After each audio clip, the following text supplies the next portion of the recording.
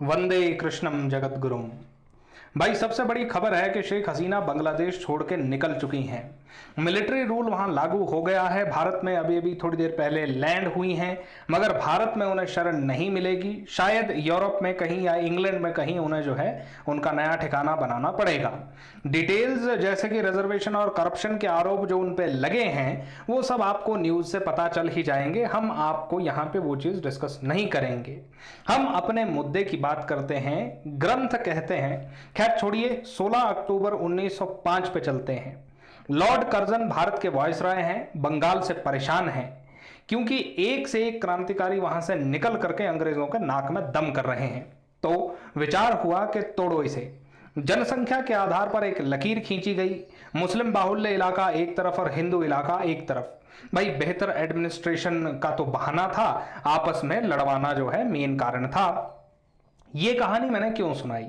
क्योंकि आज से 600 साल पहले जब ग्रंथों की रचना हुई तब से लेकर के 119 साल पहले तक एक ही बंगाल था और वो यही था, पूरा इलाका।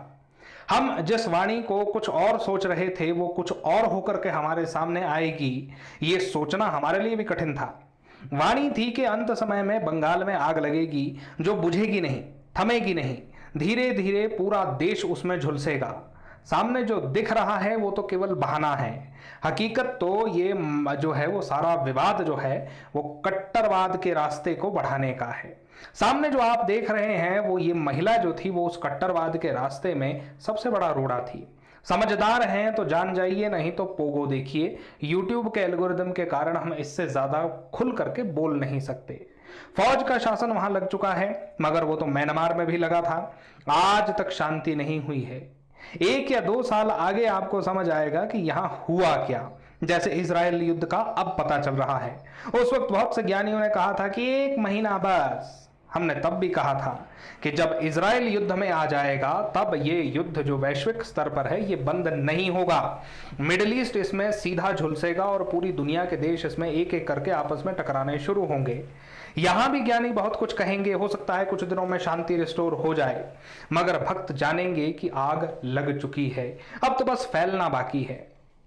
2025 में भारत के शासक पर भी ऐसा ही संकट आएगा, ये बात हम कई बार कह चुके हैं। मुगलिया हुकूमत आएगी और किस तरह से आ रही है, कैसे वो एक एक दिन अपनी ताकत को बढ़ा करके आगे बढ़ रहे हैं, इसका पूरा विश्लेषण हम पिछली वीडियोस में कर चुके हैं। मालिका ग्रंथ कोई स्टेप बाय स्टेप मैनुअल नहीं है कि ये पहले होगा, ये बाद में होगा, ये इस तिथि को होगा, ये इस डेट को होगा।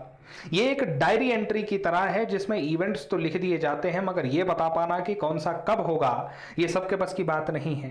हो तो सब कुछ रहा है, दिख भी सभी को रहा है, मगर समझ सिर्फ भक्त पा रहे हैं। कुछ नहीं होगा वालों पर ध्यान न दीजिए, ये हमेशा बोलते रहेंगे और आगे भी इनकी स्थिति यही रहेगी। अब समय समाप्ति की घोषणा हो चुकी है। आज दुनिया भर में वॉर शुरू होने की तो चर्चा है ही नहीं। सब जानते हैं कि अगला नंबर चीन Taiwan, north south Korea, south China sea में चीन और अमेरिका के समुद्री युद्ध का है, जो कि शनि के मीन राशि में गोचर के समय होगा। आज ये चर्चा है ही नहीं, क्योंकि सबको पता है। आज की चर्चा ये है कि न्यूक्लियर बम कौन पहले चलाएगा।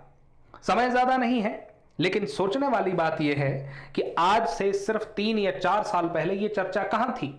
2019-20 तक यह चर्चा थी कि अब दुनिया में जो है पारंपरिक युद्ध हो ही नहीं सकते, न्यूक्लियर वेपन्स को डिस्ट्रॉय कर देना चाहिए क्योंकि अब दुनिया में कोई इनका इस्तेमाल नहीं करेगा।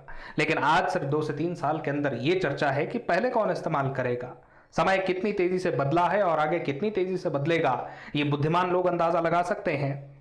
ठीक है, आगे बढ़ते हैं कि भारत सरकार के खिलाफ विरोध के स्वर जो बुलंद हो चुके हैं, जो आज भी हम देख रहे हैं, और वो भी सहयोगियों के द्वारा। विपक्ष तो बोलता ही रहता था, किसान आंदोलन तो होते ही रहते थे, लेकिन अब तो सहयोगी विरोध के स्वर ऊंचे करने लगे हैं। पिछले 10 साल में आपने ये देखा था।